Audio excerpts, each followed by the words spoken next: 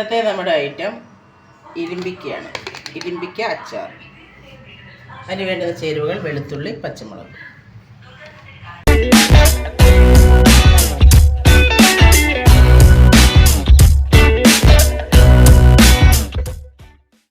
പാത്രം വയ്ക്കുക.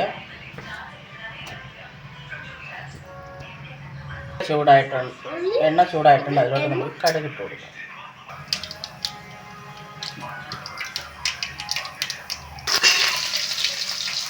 ഇനി ജീരകം.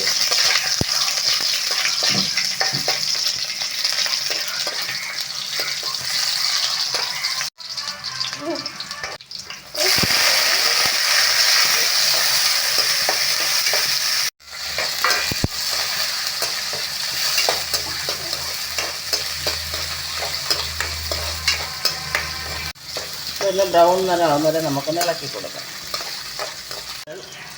2 സ്പൂൺ മുളക് പൊടി,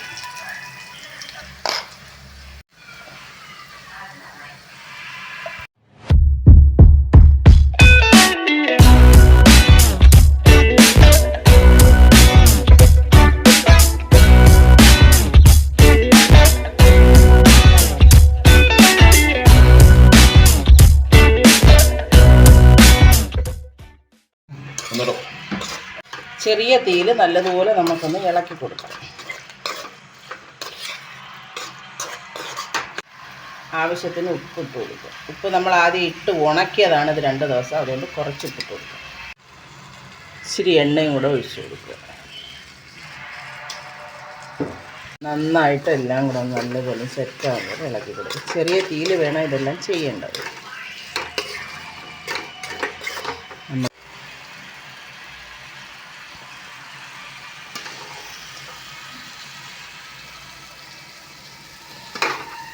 അച്ചാർ ഇവിടെ റെഡി ആയിട്ടുണ്ട്.